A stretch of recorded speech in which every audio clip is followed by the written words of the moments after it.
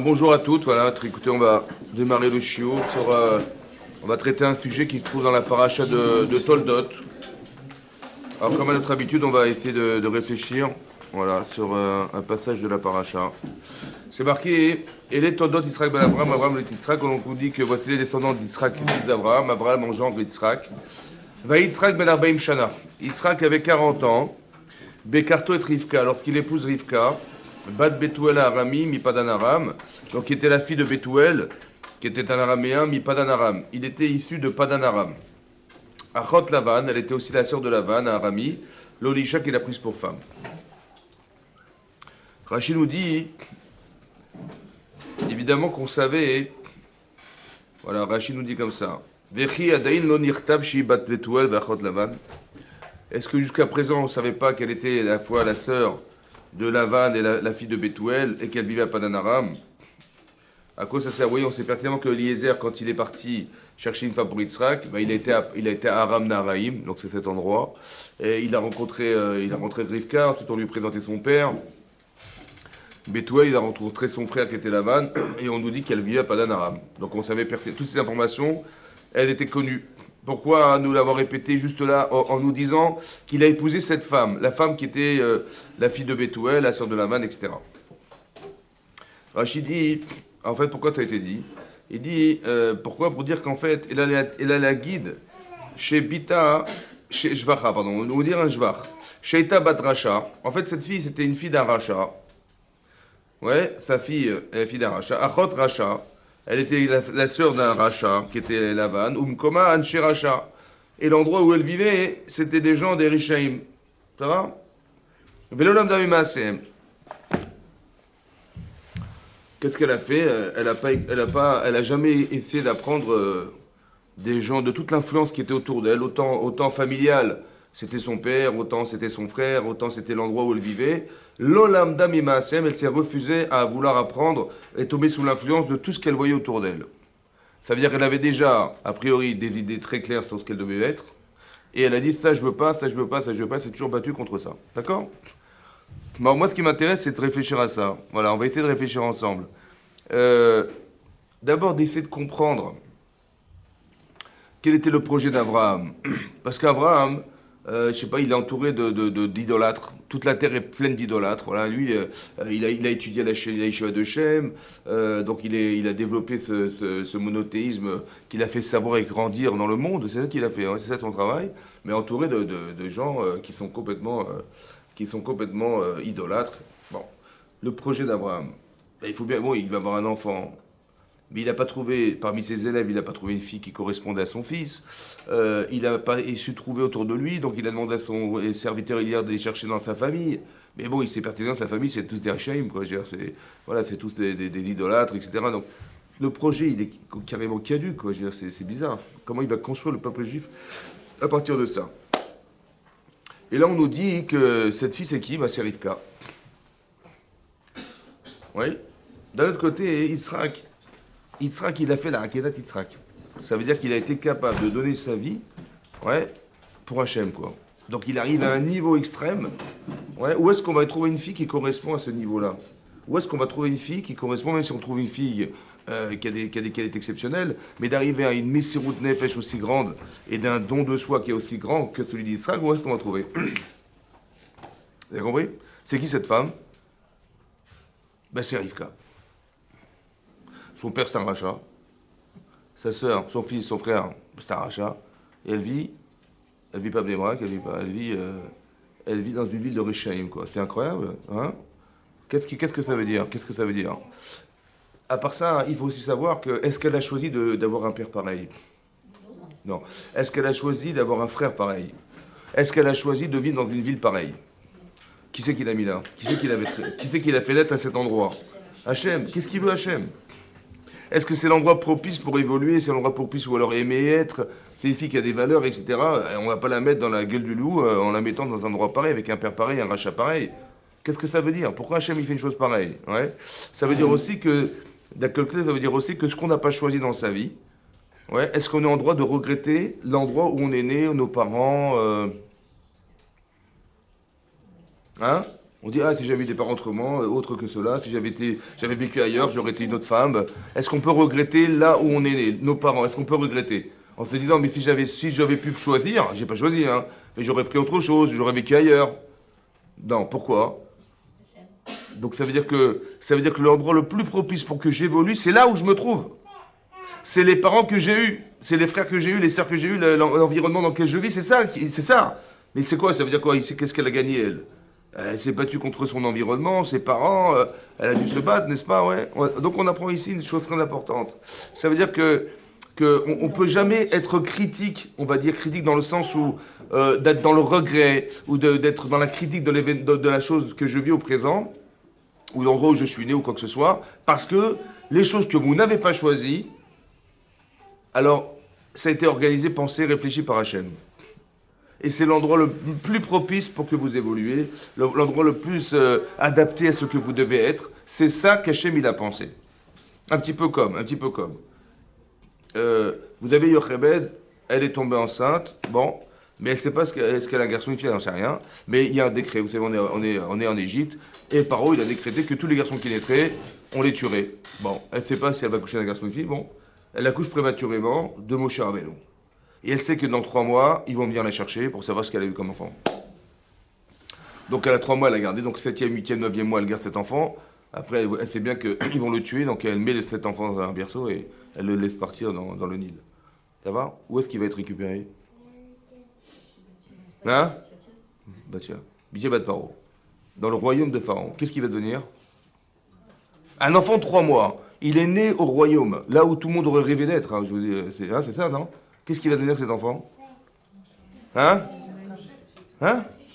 Non, attends, franchement, qu'est-ce qu'il va devenir logiquement cet enfant? Hein? Un quoi? Un Égyptien qui ne voudra jamais lâcher la... Attendez, je suis au royaume, j'ai tous les privilèges du royaume, qu'est-ce qu'il va lâcher ça? Et pourtant, il est devenu Moshe Rabbeinu qui s'est battu pour étudier la Torah. Comment ça se comprend, ça? Qu'est-ce qu'il veut, Hachem? En fait, il faut qu'il devienne roi. Ça va? Alors, on va le mettre au royaume. Il faut qu'il arrive à défendre ses idées. Alors, il va se battre pour les défendre. Ça va? Et donc, on va le mettre dans un endroit qui n'est pas forcément propice à le devenir, mais c'est que dans cet espace où il va pouvoir aguerrir sa personne et devenir la personne qu'on espère de lui. Vous avez compris?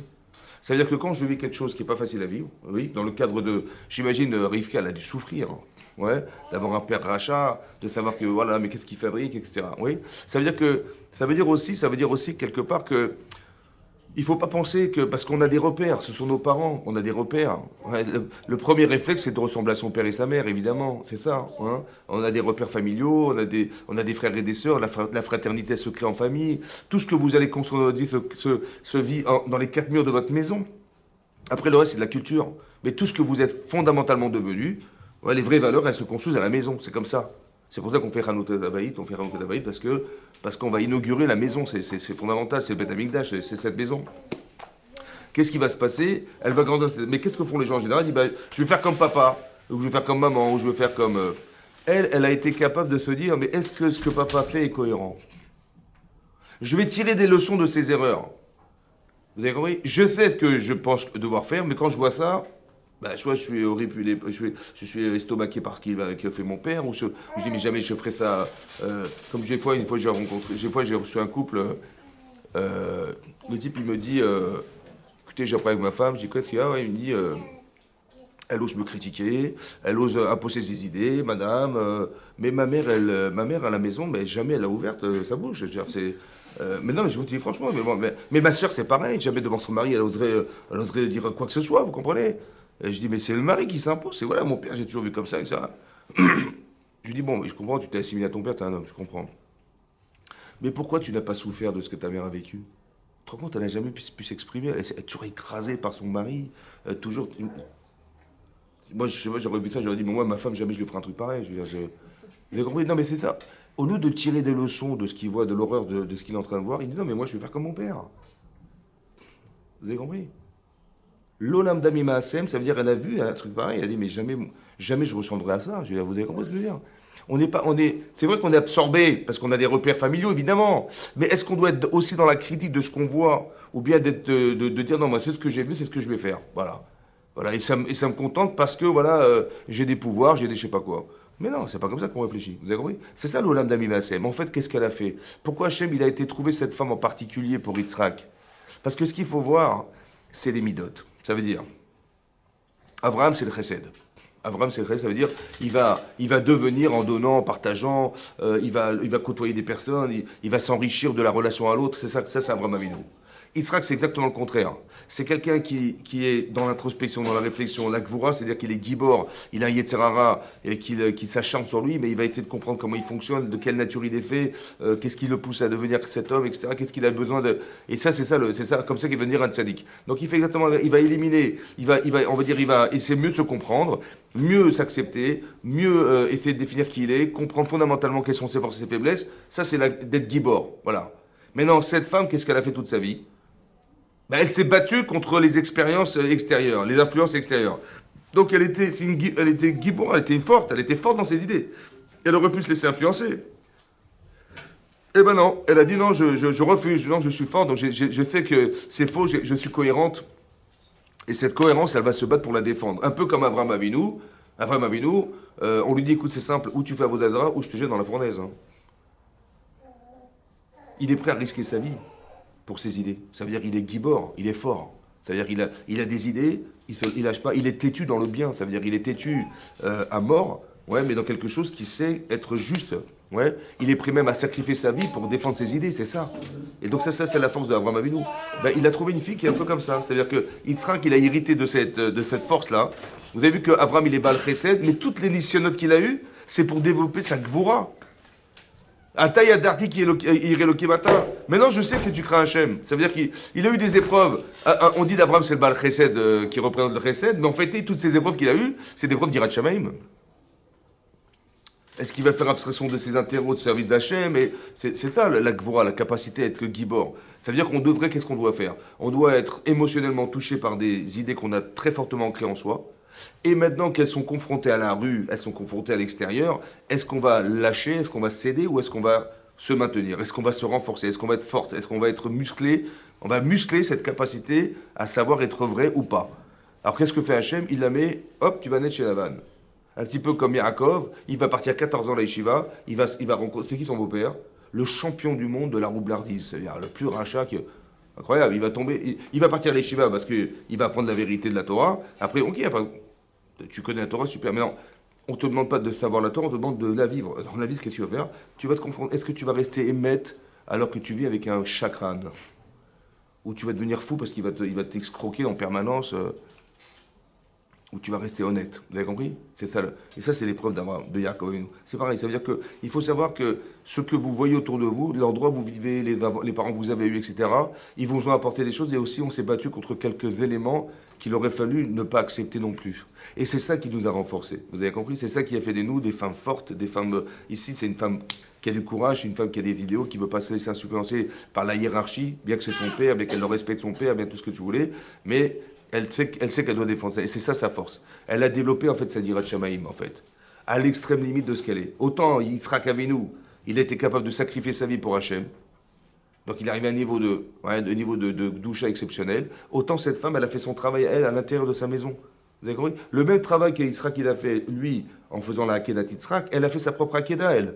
Vous avez compris? Elle a fait un travail exceptionnel dans l'enceinte de sa famille, dans l'endroit où elle vivait, elle s'est battue, et elle a rejoint son mari, en fait, quelque part. Vous avez compris? C'est ça les critères, en fait. C'est ça qu'Hachem, il est mis avec Zivugim, en fait. Il a été reproché ces deux couples. Pourquoi ce couple-là? Parce qu'il y a quelque chose de commun entre les deux. C'est la capacité de résistance, ouais, à l'intérieur de soi ou à l'extérieur de soi. Elle s'est battue contre ses parents, contre son frère, contre la rue. Voilà, elle s'est battue, elle a dit non, je vais rester une sadéquette. Et lui, il s'est battu à l'intérieur de lui-même, sans avoir l'influence extérieure négative. Vous avez compris comment ça marche? Et donc, il va épouser cette femme. Ensuite, il va marquer Vayetar Yitzhak Lachem Lenochach Ishto Ki Akarei. Rachid nous explique qu'en fait, ils ont attendu 20 ans. 20 ans pour avoir des enfants. Et là, Vayetar Yitzhak Lachem. Et là, il va fortement prier Yitzhak Lachem Lenochach Ishto, en présence de son épouse, qui est Akarei, parce qu'elle était stérile. Et Vayar Terlo Hachem. Et donc, Hachem va lui répondre à lui. Vata Rivka Ishto, et donc sa femme va tomber enceinte. Vayaterlo, et Rachid dit, Lo velola, c'est-à-dire que qui c'est qui a été agréé, quel fil Hachem il a entendu, non pas celle de Rivka, qui avait été capable de se battre contre tout l'aspect extérieur de sa vie, mais d'Israël. Pourquoi? Parce que Eno Doma ne se ressemble pas. Tfilato, chez Tzadik ben Tzadik, les Tfilato, chez Tzadik ben Racha. Vous avez compris? Vous avez compris? En quoi d'être fils de Tzadik, c'est plus valorisant que d'être fils d'un Racha? À part ça, qui c'est qui a le plus de route? Elle, qui s'est battue toutes ses forces pour, comment on veut dire, pour ne pas être influencée par son père, son frère et la rue? Ou lui qui a vécu avec son père, Beta Kippa, Beta Tzitzit, Beta Tfilin, qui c'est qui a le plus de route? Qui c'est qui a le plus de mérite? Hein? C'est elle ou c'est lui? C'est elle. Pourtant c'est marqué. Et... Hein? Elle était dans un milieu de riches.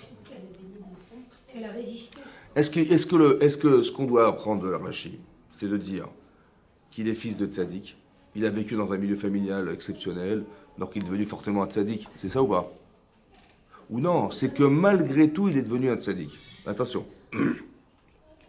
C'est quoi la différence de vécu entre Yitzhak et sa femme?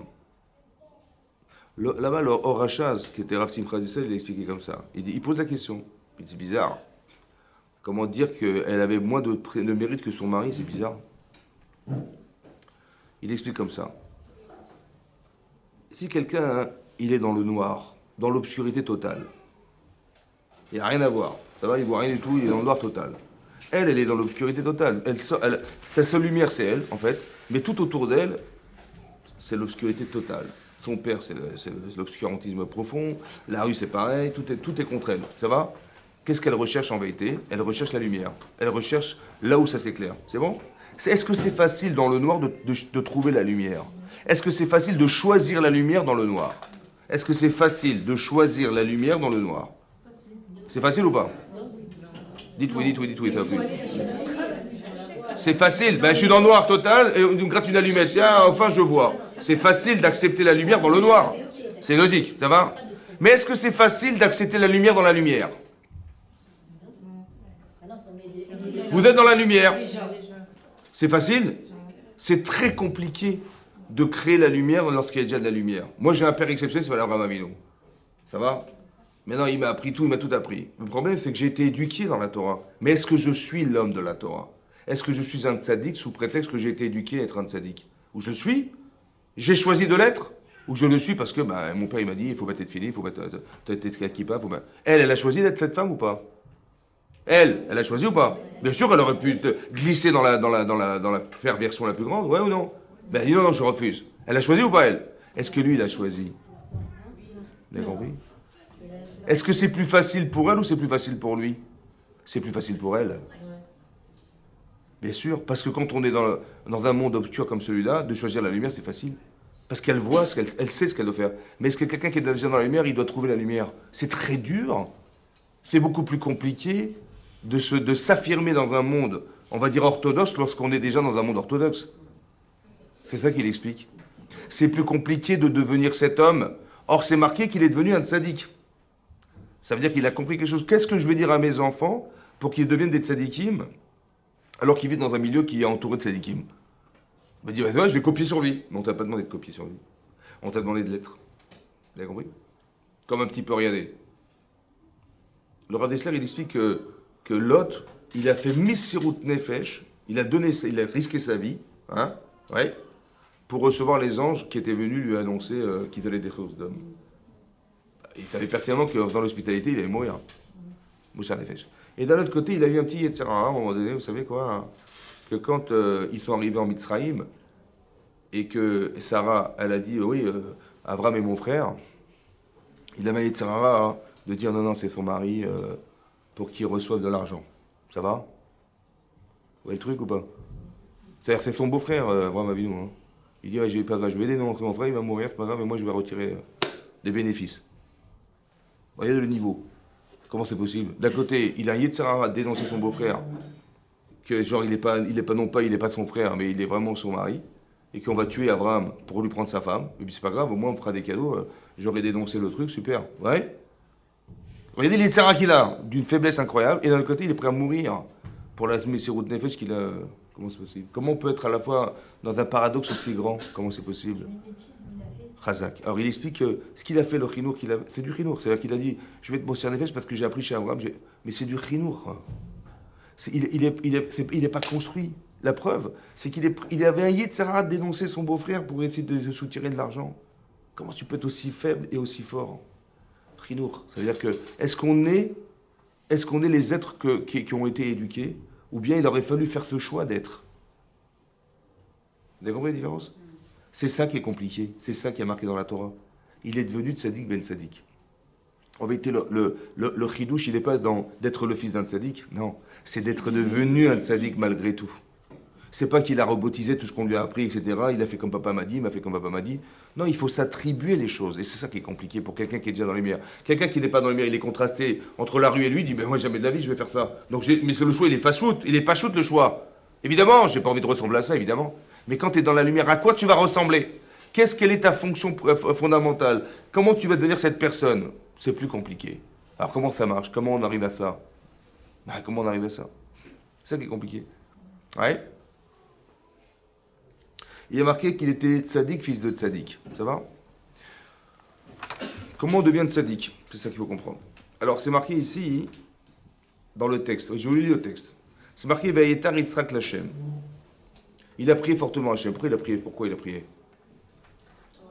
Hein? Pour qu'elle ait un enfant. Parce qu'elle était stérile. Ouais?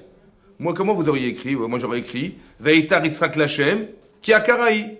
Il a prié fortement Hachem parce qu'elle était stérile. Maintenant, Rachid expliquait, mais vous savez, géographiquement, elle était dans un coin de la chambre, et il était dans un coin, et chacun priait pour l'autre. Ça veut dire qu'elle priait, mon mari, c'est un tzaddik, il faut qu'il ait des enfants, il mérite d'avoir des enfants, et lui, il priait, ma femme, c'est une tzadikette, il faut qu'elle mérite d'être mère.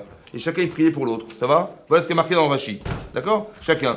Mais l'Enochachishto, c'est un problème géographique. Ça va? Où est-ce qu'elle était? Ben, elle était là. Est-ce que j'ai besoin de marquer, dans le texte, qu'il a prié pour sa femme?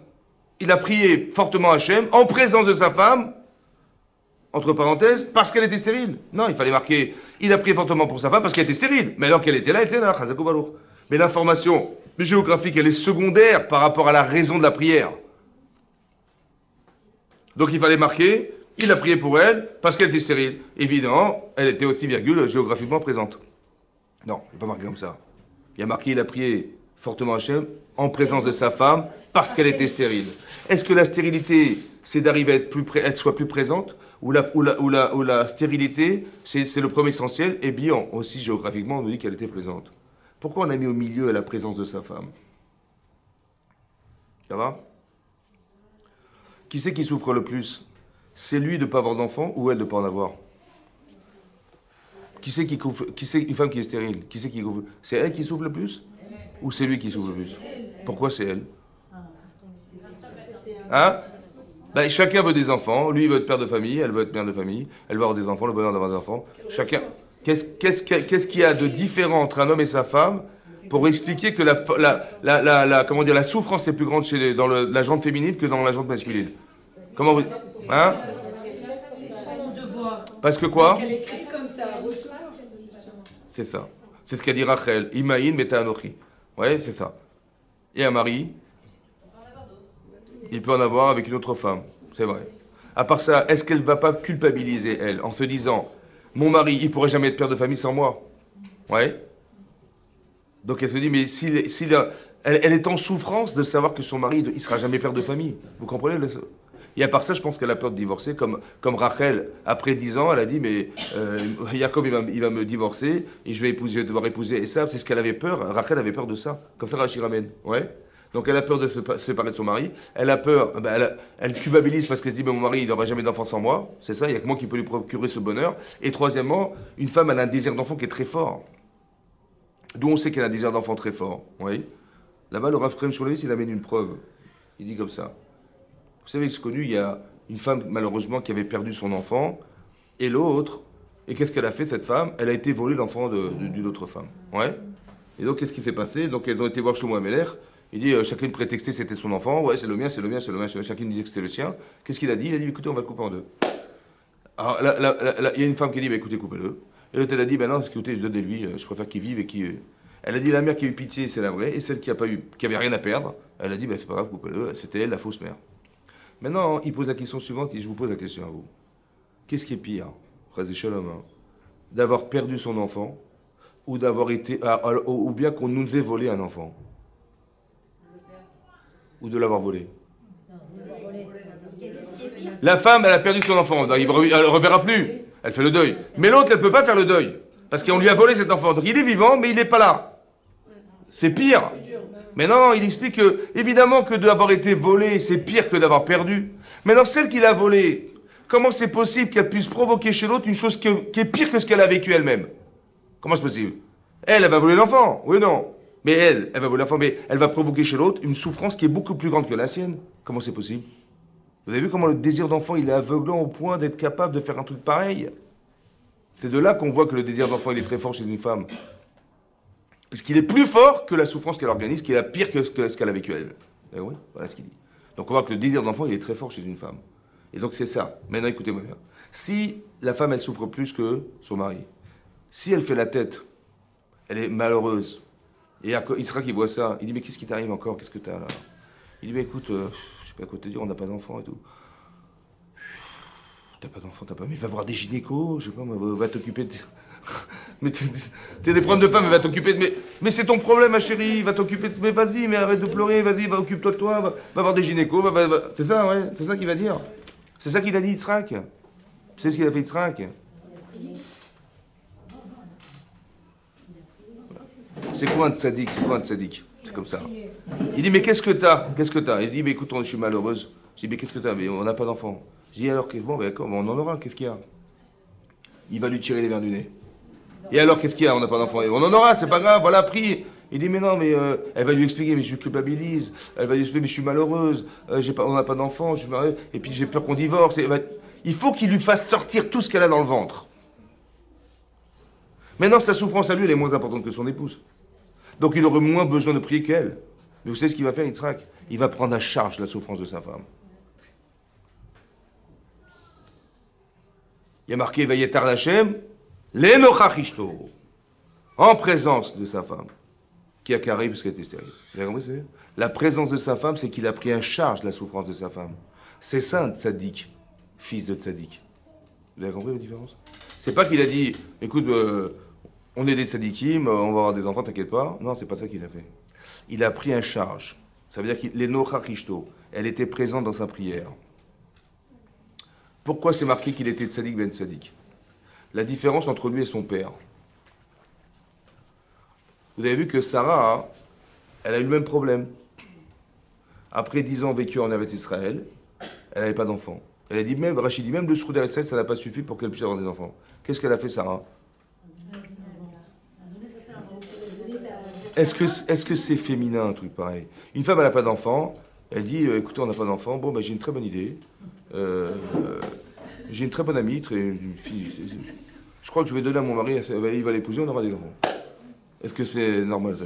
Hein? Et comment? C'est incompréhensible. D'accord? Maintenant, donc elle a donné toute sa vie pour son mari, elle. Bah oui. Parce que pourquoi? Parce que juste avant dans la paracha, lorsque Abraham il a fait la guerre contre les 4 rois qui avaient battu les 5, il les a gagnés. Donc il a été récupéré, son neveu, son beau-frère qui était pris en captivité, il a fait mitzvah de Pidyon Shvuim. Donc il a été chercher son mitzvah. Il va le chercher tout seul avec son Eliezer, il fonce, il y va. Ouais. Il gagne la guerre. Comment il gagne la guerre? Il prend du sable, il jette tout ça, ça devient des flèches, des lances, des trucs. Par miracle, il a réussi à vaincre les 4 rois qui avaient battu les 5. Maintenant, Hachem, il a dit, Rachid expliquait qu'il a eu peur. Vous savez, Abraham, il a eu peur qu'avec tous les miracles qu'on lui a fait pour gagner la guerre, parce qu'ils sont partis à 2. Il a dit, peut-être qu'on m'a enlevé tout le salaire que j'avais au monde futur, on me l'a retiré pour me permettre de survivre sur la terre avec tous les miracles que j'ai vécus. Il dit, non, Srachar Bemeot, t'inquiète pas, ton salaire, il est aussi grand que d'habitude. Il dit, ok, mais tout ce que tu m'as donné, à quoi ça sert? Ve'ani olech hariri. Ve'ani olech hariri. Et je me déplace sans enfant. Il dit, j'ai pas de descendance. Et ce qui va se passer, c'est que Damasek Eliezer, ça va être mon serviteur, c'est lui qui va hériter de moi, et c'était pas ce que j'espérais. Et il dit, non, t'inquiète pas, tu auras des enfants. Voilà ce que dit Hachem à Avram Avinu. Maintenant, il sait et elle sait qu'Avram, il aurait des enfants. Mais par qui? Elle n'en sait rien. Il dit, peut-être c'est pas moi. Qu'est-ce qu'elle a fait? Elle a dit à Agar, qui était sa meilleure élève, il dit, voilà, tu vas épouser mon mari. Elle loue son mari, c'est un tzaddik, etc. Oui? Elle fait un sacrifice de femme énormissime, on est d'accord? Qu'est-ce qui va se passer? Agar va épouser Avram. Ouais. Et qu'est-ce qui va se passer? Elle va se vanter devant Sarah, prétextant que... C'est qui la tzaddiket? Ben oui, évidemment, parce que si c'était Sarah, elle aurait eu des enfants avec Avram depuis bien longtemps déjà. Or, Hachem, il n'a jamais donné le privilège d'en avoir. Donc, c'est qui la tzaddiket? C'est qui? C'est moi. Donc, c'est moi la femme d'Avram, c'est pas Sarai. Et là, ça va pas du tout, là. Et donc, qu'est-ce qu'elle va? Elle va aller voir son mari Avram. Elle va dire, Hamassi Alecha. Tu sais quoi? L'injustice que je vis, je te le renvoie sur toi. Ouais. Je t'ai donné cette femme, etc. Et voilà ce qu'elle se vend devant toi. Et tu dis rien, quoi. Atachomea Bijoni Veshotek. Tu écoutes la honte que j'ai, tu réponds pas. Tu réagis pas à ça. Ouais. Qu'est-ce qu'elle a voulu dire? Elle a dit deux explications. Rachid donne des explications. Un, Atachomea Bijoni Veshotek. Tu entends la honte que j'ai, tu réagis pas. Donc ça me rend folle. Donc Hachem Ishpot Benio Betra, elle est virulente contre son mari Abraham. Elle lui dit, mais Hachem, il va juger entre toi et moi, juger. C'est-à-dire, elle est virulente, elle est très dure avec son mari. Et à part ça, hein, elle lui dit, mais c'est une injustice, Ramassi Alecha. C'est l'injustice que je subis, c'est une injustice que le Onesh, dit Rachid, je le renvoie sur toi. Pourquoi? Parce que, comment tu as osé dire, je n'ai pas d'enfant? Ani Olech Hariri. Mais chenez-nous! Mais nous n'avons pas d'enfants. Comme ça, Rachid ramène. Elle lui a dit, mais comment tu as osé dire je n'ai pas d'enfants? Nous n'avons pas d'enfants. Et si tu avais dit nous n'avons pas d'enfants, a été Nifkedet, j'aurais été souvenu aux yeux d'Hachem et j'aurais eu des enfants. Vous avez vu qu'est-ce qu'elle reproche à son mari ou pas? Il dit, comment tu as osé dire je? Tu aurais dû dire nous. Donc, mais comment elle sait que je veux dire je et pas nous? Des fois, je dis je, mais ça veut dire nous. Et je vais partir en vacances. Non, nous allons partir en vacances. Mais je veux dire nous. Comment elle savait que je voulais dire je? Parce que si Avram ne réagit pas au bisaïen de sa femme, combien elle a de part dans sa vie? Hein? Combien elle a de part dans sa tête? Pas suffisamment pour réagir, on va dire. Il dit, mais c'est parce que je ne suis pas présent chez toi que tu as dit je et pas nous. Si j'étais présent, tu aurais dit nous. Mais je ne suis pas présent. La preuve, c'est que tu vois bien que tu entends mon bisaïen et tu réponds pas. Tu réagis pas. Donc c'est-à-dire que je suis pas assez présent dans ta vie, sinon tu dis, mais comment tu parles de ma femme comme ça? Ça se fait pas. Comment tu oses dire une chose pareille devant ma femme? Ça se fait pas. La réactivité qu'il a manqué d'avoir est relative à l'importance qu'elle avait. C'est pour ça qu'elle dit, mais c'est une injustice. C'est injuste que je vis. Vous avez compris? Ça, c'est ce que Sarah reproche à Abraham Avinu. Maintenant, Abraham, il a eu ce problème avec sa femme. Ouais. Et comment il s'appelle? Yitzhak, il est fils d'Abraham. Évidemment que ça l'a aidé, Abraham, à concentrer sa relation avec Sarai et aussi de devenir un Baal Chesed autre que qu'il a été un jour. Mais d'un côté, il est devenu tzaddik parce qu'il a sûrement tiré des leçons de la différence. Et c'est ça qu'il a fait. Et c'est ça qui a fait de lui un tzaddik ben tzaddik. Vous avez compris? C'est pas qu'il a dit, ah mon père il fait comme ça, j'aurais fait comme lui. Hein. Non, tu peux tirer des leçons des erreurs. D'un côté, tu dois respecter tes parents. Mais d'un autre côté, tu ne peux pas être victime de ce ressenti qui va faire de toi un être qui est complètement confondu à l'image de ce que représente ton père pour toi. Non, tu dois pouvoir aussi te dire, est-ce que c'est légitime? Est-ce que c'est de cette manière qu'on se comporte? Est-ce qu'il n'y a pas une souffrance? Si ma mère a été tellement virulente avec son mari, qui était mon père, il y a eu un problème relationnel qui était très fort. Hachem Ishpot Beni ou Bencha. Vous imaginez ce qu'elle a dit? C'est très dur ce qu'elle a dit. Et ça, ça a été une démonstration pour Yitzhak, en lui disant, mais c'est une chose que je ne peux plus faire. Vous avez compris? C'est comme quelqu'un, il voit sa mère souffrir, il dit, mais ma femme, jamais je lui ferai un coup pareil. Elle va être heureuse, ma femme, elle ne va pas lui faire. Et donc, c'est ce qui va se passer. C'est ça, Tzadik Ben Tzadik. Vous avez compris? Tzadik Ben Tzadik. Il est devenu un Tzadik. C'est-à-dire qu'il est devenu cette personne. Vous avez compris? C'est pas qu'il est, il n'est pas à l'image de ce que voulait son père de lui, il est devenu cette personne. Donc, chacun, ce devoir, c'est ce qu'elle a fait elle aussi. Elle aurait pu glisser dans la bêtise de son père et de son frère. Gagner sa vie en trichant et en escroquant les autres. Elle a dit non, je veux pas de ça, moi je veux vivre honnêtement, je veux être une femme cachère, je veux être une femme... Mais elle s'est battue, c'est dur, c'est ça qui est dur. Ça veut dire qu'elle s'est musclée dans ses convictions personnelles, musclée, parce qu'elle a été à contre-courant de ce qu'elle a vu autour d'elle. Musclée, ça veut dire qu'elle avait des idées, Mais c'est soit tu acceptes, soit tu refuses. Mais quand tu refuses ce que tu vois, tu vas muscler ce que tu sais de ce que tu dois être. C'est un peu comme la musculation. Vous avez des bras, vous avez des muscles. Ben si plus les poids sont lourds, et plus votre muscle il va être dur, il va être performant, on est d'accord. Mais c'est ça. C'est la pesanteur plus le poids que vous portez, et ben, va faire de vous des femmes fortes. Ben, c'est ça en vérité le Nisayon. C'est de dire, tu vas accepter ou tu vas refuser. Ben, si tu acceptes, c'est que tu sais que tu es faible. Ouais, ou du moins pas suffisamment fort dans tes idées pour ne pas te laisser glisser à l'idée que. Et si tu es fort dans ta tête, ben, tu vas encore plus te muscler en disant non, je refuse. En disant non, je refuse, tu vas forcément muscler les idées que tu as. C'est ça qui va se passer. Et elle est devenue tellement forte, Rivka, qu'elle a épousé Yitzhak Avinu, qu'elle fait la Kedat Yitzhak. C'est-à-dire qu'on peut, dans n'importe quel milieu où on se trouve, on peut être performant, pas forcément dans un milieu qui était adéquat au départ. Mais Hachem, il a fait exprès de la mettre là-bas. Vous avez compris? Et c'est maintenant qu'elle a ses repères qu'elle peut se dire, ben voilà, c'est ce que je veux et ce que je veux être et ce que je veux. Maintenant, pour elle, c'est plus simple en fait. Pourquoi? Parce qu'elle a le contraste permanent devant elle. C'est facile. Mais pour un enfant qui vit dans la Torah, c'est difficile d'avoir de contraste. Il n'y a pas de contraste. Donc comment faire un choix puisqu'il n'y a pas le choix? Il n'y a que de la lumière. Vous avez compris? C'est peut-être pour ça, Jésus, peut-être pour ça, hein, que quand on arrive à Pessah, vous avez vu comment ça se passe, Pessah? Il y a les 4 enfants, etc. Qu'est-ce qu'on dit à son enfant? Je ne vais pas lui dire, écoute, bah, tiens, raconte-moi ce que tu sais sur la sortie d'Égypte, raconte-moi comment c'était les paros, c'était dur ou pas? C'était facile? Non, je lui dis Manishtana. Dis-moi la différence. Ça veut dire que ce qui est très important, c'est le questionnement. Il faut que tu te questionnes. C'est quoi la question? S'il y a une partie obscure, il faut que tu mettes de la lumière. Tu as compris? Je ne sais pas. Alors, trouve-moi des solutions. Il faut que l'enfant, on lui apprenne à mettre à l'inverse de ce qu'était ça, de ce qu'était Rivka. Elle était dans le noir, il fallait chercher la lumière. Lui, il est dans la lumière, il faut chercher où il y a de l'ombre. Et cette ombre-là, elle va t'aider, ou cette obscurité-là va t'aider à mettre la lumière que tu connais être la lumière dans l'obscurité. C'est le travail inversé. Ça veut dire que elle, eh ben, elle était dans le noir total. Elle avait un père rachat, un frère rachat, une vie de rachat. Elle est complètement dans le noir, mais elle dit j'ai des valeurs en moi, je les respecte. Elle recherche cette lumière qui est en elle, qui est être une vérité, une logique, un bon sens qui est à l'intérieur d'elle-même. Donc c'est facile de faire le choix d'eux quand tu sais que tout autour c'est l'inverse. Mais quand tu es déjà dans la Torah, ton père c'est un orthodoxe, ta mère c'est une froum, c'est dur de trouver ces repères. Il n'y a pas de contraste, vous avez compris le problème? Comment tu vas faire? Alors il faut manishtana. Il faut poser la question. Il faut que la Torah, elle t'amène à comprendre en quoi c'est une vérité. Pas que tu l'acceptes comme vérité, mais qu'elle soit démonstratrice de vérité. Voilà. C'est une Torah Traim, c'est une Torah on dit or. La lumière, la Torah, c'est de la lumière. Mais la lumière, c'est-à-dire qu'elle doit éclairer quelque chose. Elle doit éclairer des questionnements, elle doit éclairer... Manishtana, Allah ilazim, dis-moi la différence. La différence, c'est fondamental. Il faut expliquer à nos enfants que le chinour, c'est d'arriver à ce qu'ils soient des enfants qui se questionnent. Vous avez compris? Et pas tomber dans le truc, oui, j'accepte tout ce qui m'arrive. Non.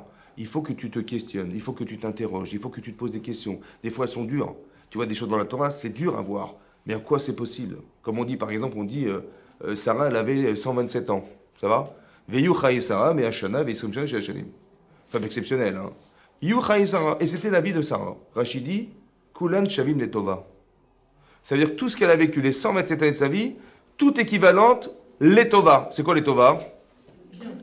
Elle avait eu une fille qu'on aurait rêvé d'avoir. C'est ça que ça veut dire, oui? C'est-à-dire qu'elle était stérile pendant 90 ans, elle est arrivée, on lui dit, on va te promener de la terre d'Israël. Elle y va, c'est la famine. Après, elle arrive, donc c'est la famine, donc elle va mourir de faim et de soif. Elle dit, bon, son mari dit, bon, on va aller en Égypte. Bon, mais comme elle est belle, son mari va risquer de mourir à cause d'elle. Oui, il faut qu'elle monte. Sinon, il va mourir, son mari. Hein. Alors, elle a failli être abusée par Avimelech, elle s'en sort. Après, ils repartent avec par Paro, après Avimelech. Après, elle n'a toujours pas d'enfant. Elle préconise de donner son mari à sa servante. Un truc de fou. Après, sa servante a les enfants. Finalement, après, il y a Ishmael qui va naître. Et puis, il va dire à son mari, eh écoute, il faut te séparer de cette femme. De son enfance, pareil, j'ai peur de l'influence qu'a Ishmael sur Yitzhak. Et lui, c'est à contre-cœur qu'il va devoir partir, de quitter cette femme. Et que des choses très compliquées. Et à la fin, finalement, elle va mourir de crise cardiaque en apprenant que son mari, il va sacrifier cet enfant. Elle a une vie vraiment, franchement extraordinaire. Franchement, c'est une vie qu'on aurait tous rêvé d'avoir. Quel tova. Koulem chez Tova, quel tova. Et marqué Koulem chez Tova. Vous avez compris? Alors, je fais exprès de mettre un peu d'obscurité. Pourquoi faire? Pour dire qu'on n'a pas compris ce que c'est le tov. C'est quoi tova? La Tova, c'est pas ce qu'elle a vécu. Hein. La Tova, c'est ce qu'elle est devenue. Une femme qui est stérile pendant 90 ans de sa vie, elle va prier pour avoir des enfants. Je peux vous dire qu'elle arrive à un niveau de proximité avec Hachem qui est extraordinaire. Hein. Vous en connaissez une femme comme ça, vous? Non. Ça veut dire que la Tova, c'est pas ce qu'elle a vécu, parce que c'est Hachem qui a décidé. Mais c'est elle est devenue par ce qu'elle a vécu qui a fait d'elle une femme parfaite. Vous avez compris ce que je veux dire? Quand elle était prête à sacrifier sa vie pour son mari, c'est ça la Tova. Quand elle était prête à voir que Ishmaël, il allait comment dire, avoir une influence négative, c'est ça la Tova. Elle a sauvé son fils, elle a sauvé son mari, elle a sauvé... Vous avez compris? Combien elle aime son enfant? Combien? Vous savez combien elle aime? Qu'elle n'a pas supporté, son corps n'a pas supporté l'idée que son fils allait disparaître. Elle est morte. Ça veut dire qu'elle aimait son enfant plus qu'elle-même. Elle est où la Tova? Parce qu'elle est morte. Elle est où la Tova? La Tova, c'est que dans sa conscience profonde de femme, elle a démontré qu'une femme juive, puisque toutes les femmes, elles descendent de Sarah, que toutes les femmes juives, elles aimeront leurs enfants jusqu'à... Vous avez compris? C'est ça qui est marqué. C'est ça la Tova. La Tova, c'est ce qu'elle est devenue. La Tova, c'est ce qu'elle est devenue. Elle est morte de ça. Mais elle a cristallisé en elle, dans sa conscience profonde de femme, que son fils est plus important que sa propre vie personnelle. Vous avez compris ça? Et ça, c'est resté dans le clan Israël. C'est resté. C'est la conscience féminine qu'une maman juive, elle adore ses enfants, elle est prête à tout pour ses enfants. C'est de ça que ça a été tiré. Vous avez compris ça? C'est ça la Tova. Donc c'est pas le décor qui est intéressant de ce qu'elle a vécu, c'est pas ça qui m'intéresse. C'est ce qu'elle est devenue malgré tout. Ce qui m'intéresse, elle a dû souffrir, j'imagine Rivka, d'avoir un frère Racha, un père Racha. C'était très dur pour elle. Mais ce qu'elle est devenue est extraordinaire. Spirituellement, mais c'est extraordinaire. Ce que Moshe Rabbeinu est devenu, mais c'est extraordinaire. Il est né dans une famille de rois, etc. Il s'en est sorti, mais c'est extraordinaire. Combien de luttes, combien d'honnêteté, combien de justice, combien il faut être... Toutes ces valeurs, il les avait en lui, c'est évidemment ça. C'est ça qui l'a poussé. Vous avez compris ce que je veux dire? Donc c'est-à-dire qu'il a exploité ce potentiel qu'il avait, vous voyez, au détriment de ce qui est le contraire dans la rue. Vous avez... On étudie la Torah, pourquoi faire? Quand vous allez sortir dehors, vous allez suivre la rue, vous allez suivre la Torah. Vous avez la lumière ou l'obscurité, c'est vous qui allez choisir. Mais c'est là que c'est intéressant. Parce qu'il faut arriver à démontrer, à vous démontrer que peut-être c'est la rue qui a raison. Peut-être c'est, je ne sais pas. Alors je vais essayer de prouver que... Je vais avoir un problème parce que je vois que la rue, voilà ce que vivent les gens, voilà de quoi est faite la rue, de quoi est faite la vie des gens. Bon, d'accord, mais jusqu'où ça va, j'en sais rien, ça va pas loin. Et là je vois la Torah, ce qu'elle me propose, ah ouais. Et donc là je lui dis, bah oui, c'est la Torah que je veux. Mais j'ai fait un rapport de contraste entre la Torah et ce que doivent vivre les gens à l'extérieur, qui me fait dire, mais c'est ça le Hémet. Mais tant que je ne fais pas ce travail, je dis aux gens, mais il faut étudier la Torah, mais sans expliquer au fond à quoi ça vient répondre. Vous avez compris? À quoi ça vient répondre? C'est quand vous allez étudier un texte de Rashi, vous allez étudier la paracha. Il faut vous poser la question, mais à quoi Rashi voulait répondre? Il a dit ça, Rashi. Bon, mais Rashi, c'est un génie. Hein. Rashi, c'est un génie. Donc il a donné une explication, il dit ça, c'est le pshat. Mais vous savez, regardez les midrashim, regardez les gemarotes, il y a des tonnes d'informations. Non, ça c'est le pshat, ça c'est le sens littéral. Après, midrash Omer, mais quel génie il était pour dire que c'est ça. Il a répondu, Rashi, en disant c'est ça. Maintenant, je sais ce que Rashi dit, j'ai compris Rashi. Mais est-ce que j'ai compris à quoi vient répondre Rashi? Quelles questions il pouvait avoir? Des centaines de questions il avait. Il a dit, mais c'est ça qu'il faut dire. Mais qu'est-ce qu'il avait pensé pour avoir dit que c'était la réponse? Donc nous, on fait un travail inversé. On essaie de comprendre, mais qu'est-ce qu'il avait voulu, qu'est-ce qui lui a fait dire à Rashi que c'est ça qu'il fallait dire? Quelles questions il pouvait avoir pour que ça soit? Mais il avait des questions, vous avez compris? Quand vous avez Agmara, vous avez Agmara pure, après vous avez Rashi, Tosfot, le Rajba, le Ramban, il y a plein de commentaires, mais ils ont tous des questions. Après, quelles sont les réponses? On a tous des questions communes, hein. Mais quelles sont les réponses? Diman Ishtana la Ilazé. Voilà. On a des questions, mais quelle est la réponse? La réponse, on va avoir des réponses différentes en fonction du niveau intellectuel, des émotions que nous avons. La question est commune, hein, elle est la même. Mais la réponse n'est pas forcément la même. Ce qui compte, c'est qu'est-ce que vous allez répondre. C'est ça, qu'est-ce que vous allez dire. C'est ça qui est important. Vous avez compris? Mais ça, il faut la question. C'est comme par exemple, pourquoi on mange des matzot à Pessah? Pourquoi on mange des matzot? Hein? Pourquoi on mange des matzot à Pessah? Hein? Pardon? Parce que la pâte a le temps de lever. Est-ce que c'était important qu'on soit obligé de manger du pain? Hein, franchement. Et on n'a pas eu le temps de manger du pain. Alors il faut manger des matzot. Mais qu'est-ce que tu as été faire? Mais on sort d'Égypte, hein. Je dis à ma femme, mais alors, t'as préparé les chalotes? Il dit, bah écoute, on n'a pas eu le temps. Comment ça, on n'a pas eu le temps? Mais qu'est-ce que tu fous toute la journée? J'ai pas compris, mais... Bon, bah c'est bon, bah dorénavant, manger des matzot. Parce qu'on n'a pas eu le temps de faire du pain, alors on va manger des matzot.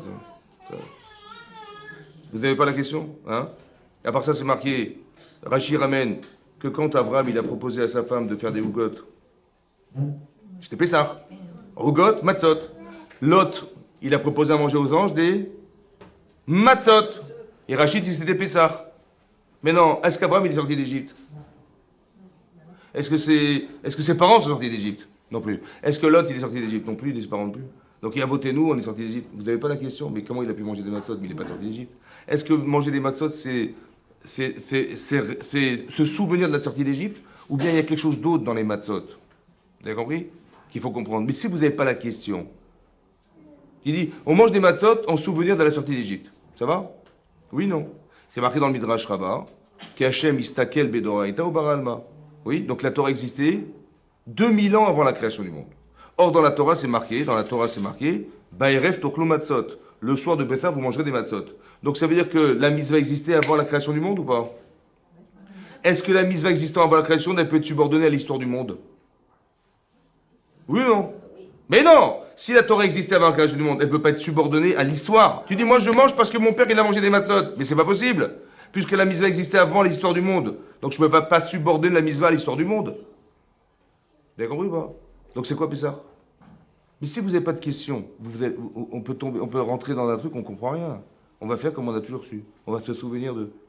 À part ça, il n'y a pas de mitzvah de souvenir. On disait, frère, machin, il faut comprendre ce que c'est quoi les souvenirs.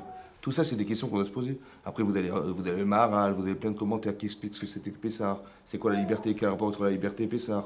C'est quoi le Hamed, c'est le Yetzara? Qu'est-ce que ça veut dire?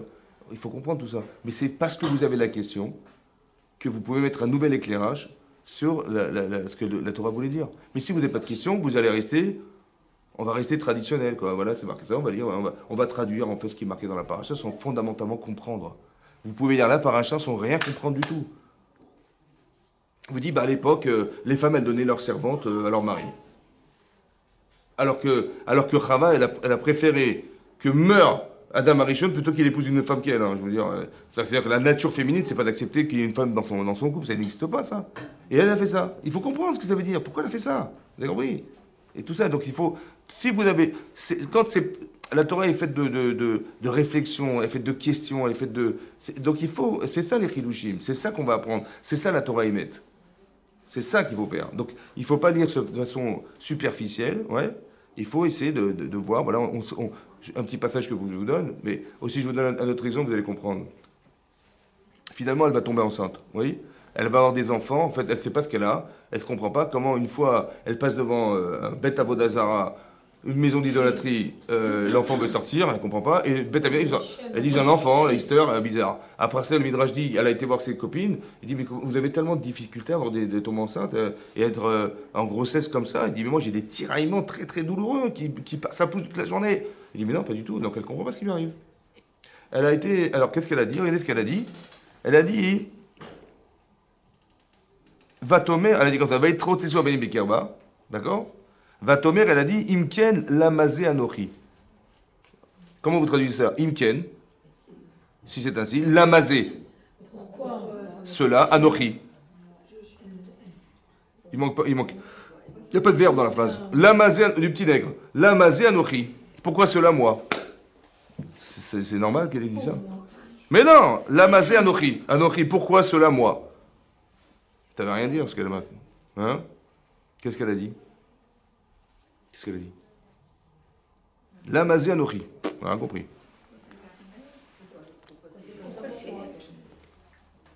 C'est quoi le verbe?